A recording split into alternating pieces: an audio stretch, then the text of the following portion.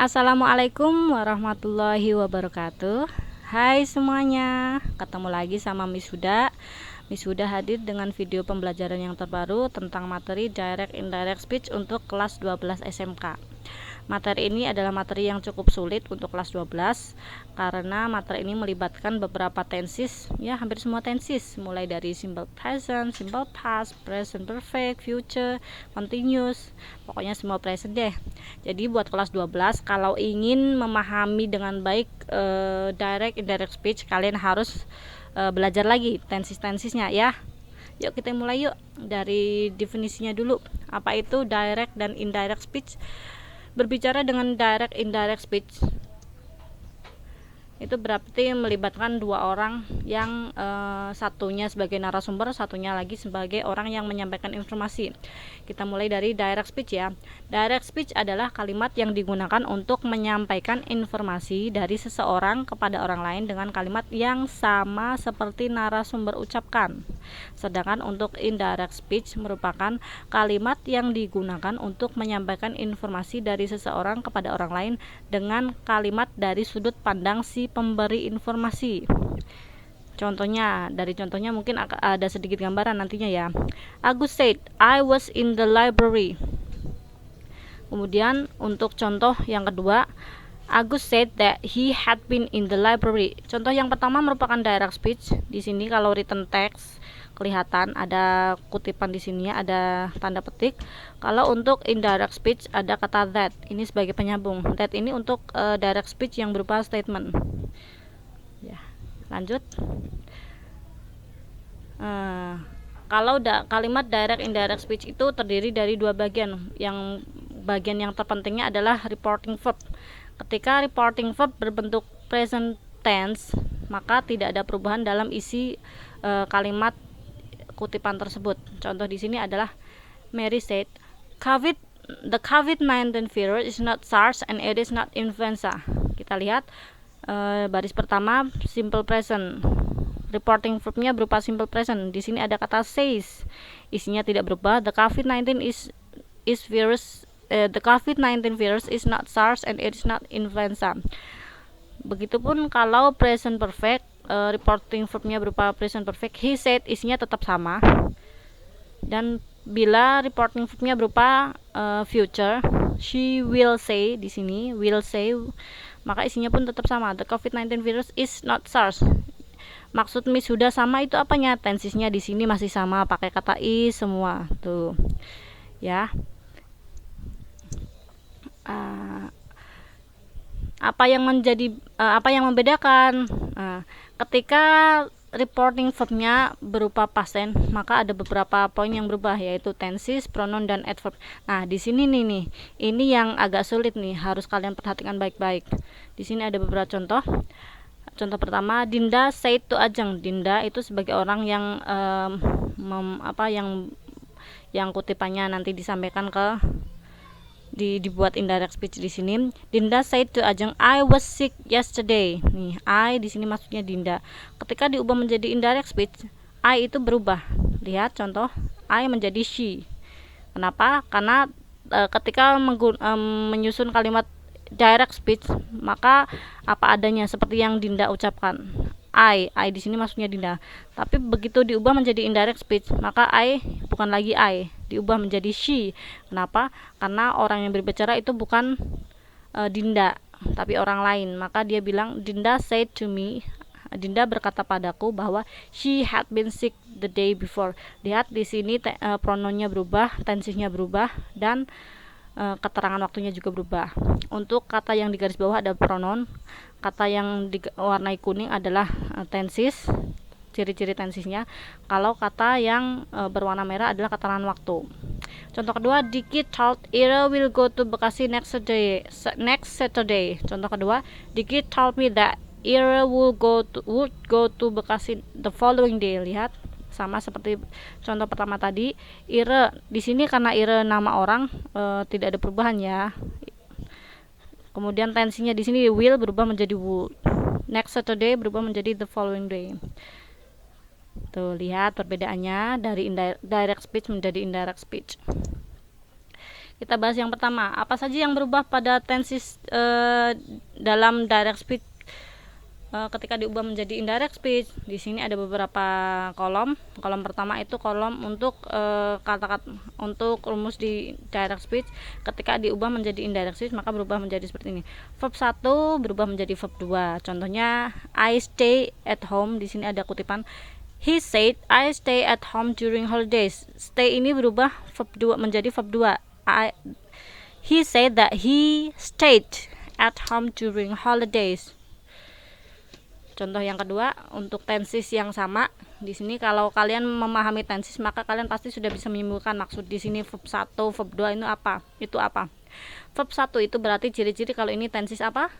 Tenses present. Di sini berubah menjadi past tense. Yang baris di sini baris yang verb 1 sebelumnya verb 2 itu adalah rumus untuk verbal. Kalau di bawahnya yang menggunakan to be adalah rumus untuk nominal.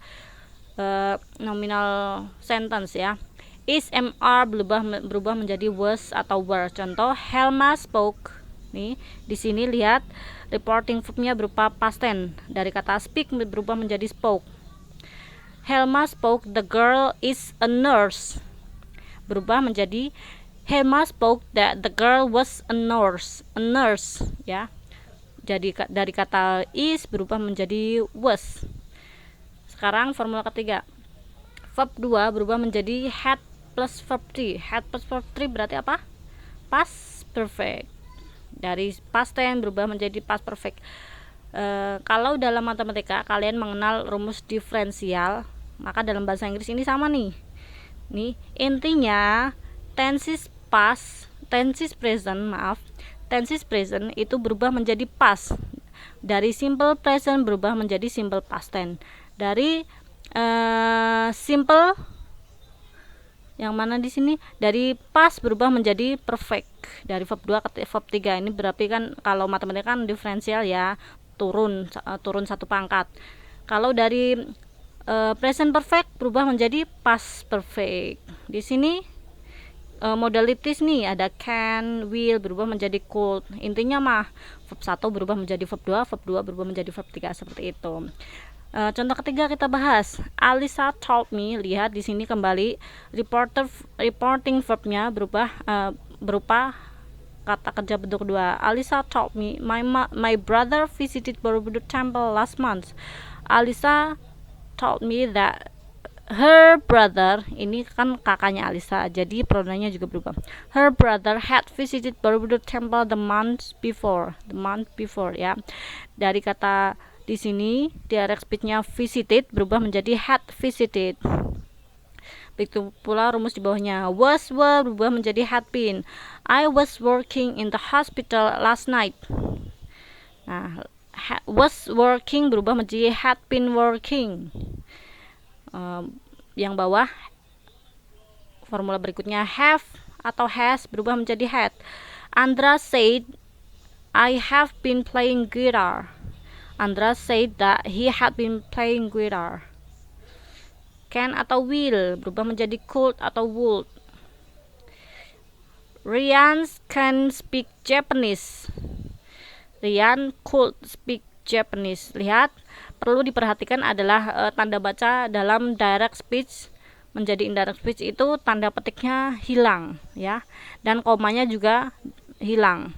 Diubah ketika diubah menjadi that. Di sini tidak ada petik, tidak ada koma lagi, langsung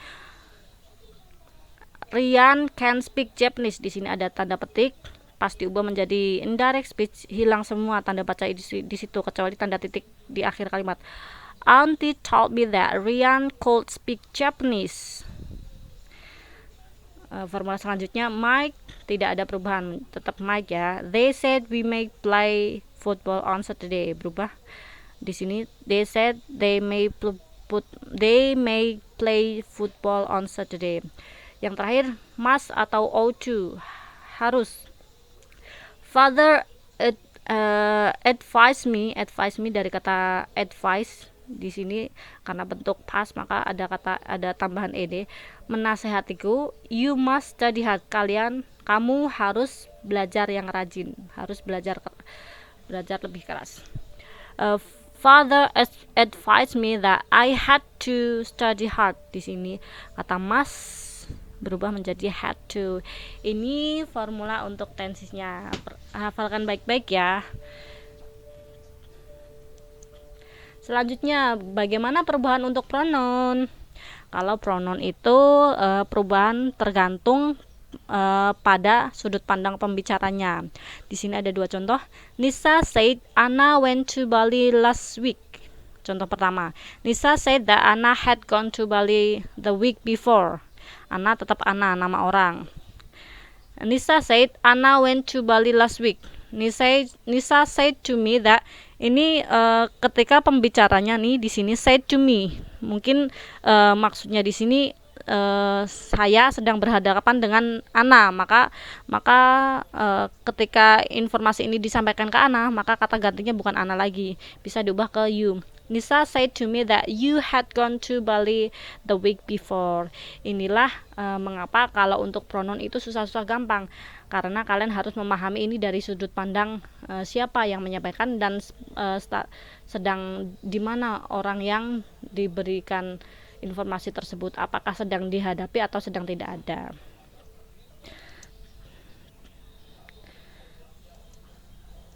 Untuk adverb, nah adverb kata keterangan waktu. Keterangan waktu terutama yang harus diganti itu now berubah menjadi then atau at that time. Today berubah menjadi that day. Yesterday, the day before. The day before yesterday atau kemarin-kemarinnya lagi ya, 2 days before. Tomorrow berarti berubah menjadi the next day atau the following day.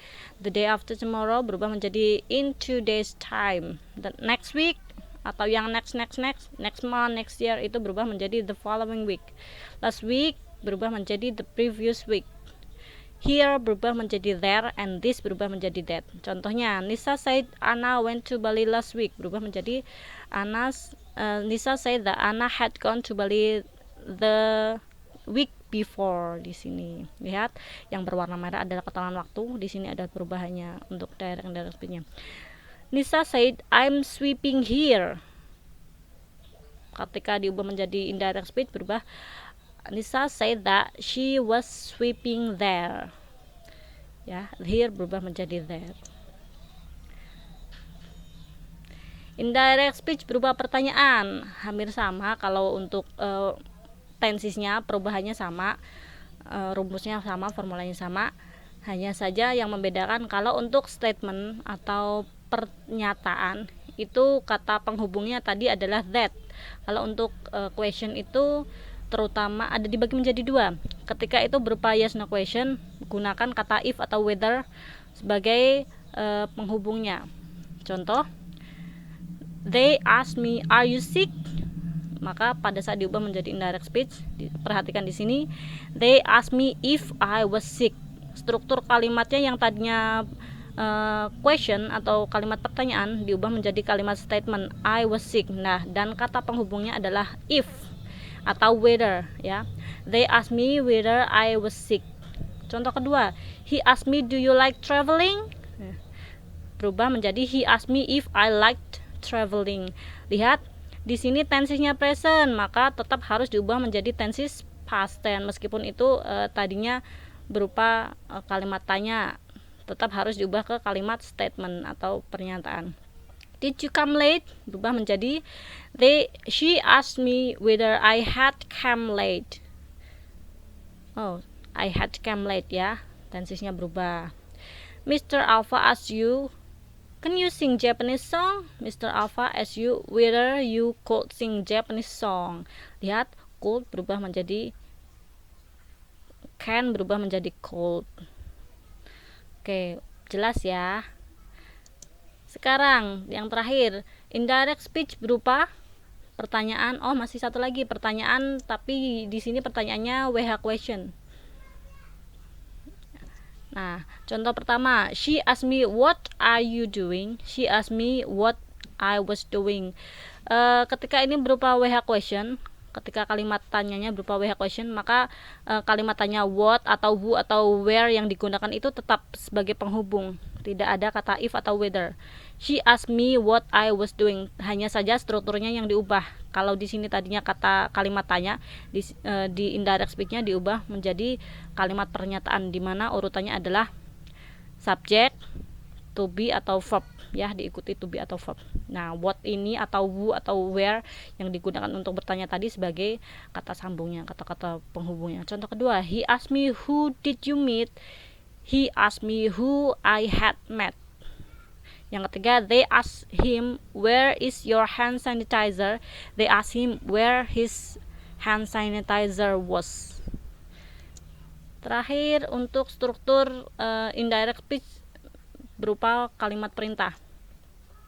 Indirect speech berupa kalimat perintah, kita bisa menggunakan kata penghubungnya to jika itu berupa perintah positif. Kalau itu berupa perintah negatif atau yang kita kenal dengan larangan, maka kita bisa gunakan not to, ya. Contoh pertama, open the window please. She asked me, diubah menjadi indirect speech. She asked me to open the window.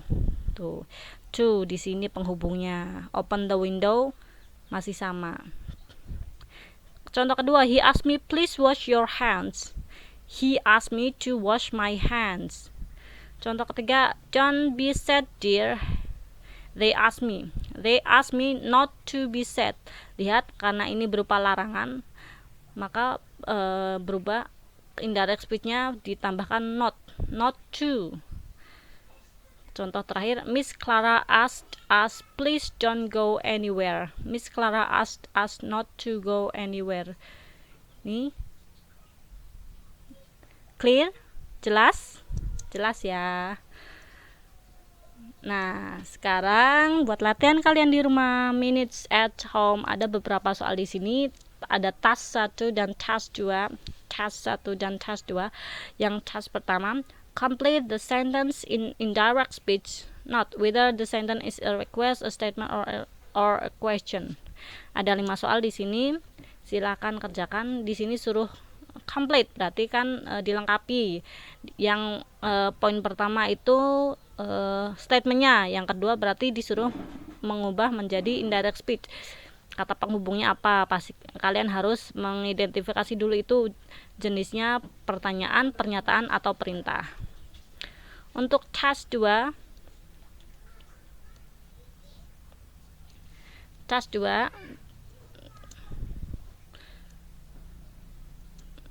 perintahnya adalah change the direct speech into indirect speech. Use she or he said at the beginning of each answer. Soal nomor 1, I could dance when I was young. Indah said. Nah, ini silakan diubah dengan awalan she said that atau he said that, tergantung siapa yang mengucapkan, ya. Ini soal pertama. Soal keduanya dilihat di situ. Sama seperti yang tadi, task 1 ada 5 soal, di task 2 juga ada 5 soal. Jadi total ada 10 soal yang harus kalian kerjakan. Mudah bukan? Silakan dicoba di rumah, kerjakan. Setelah selesai nanti kirim jawabannya ke Misuda. Oke? Sekian video dari Misuda. Semoga penjelasan Misuda cukup jelas. Keep staying home and keep studying. See you. Assalamualaikum warahmatullahi wabarakatuh.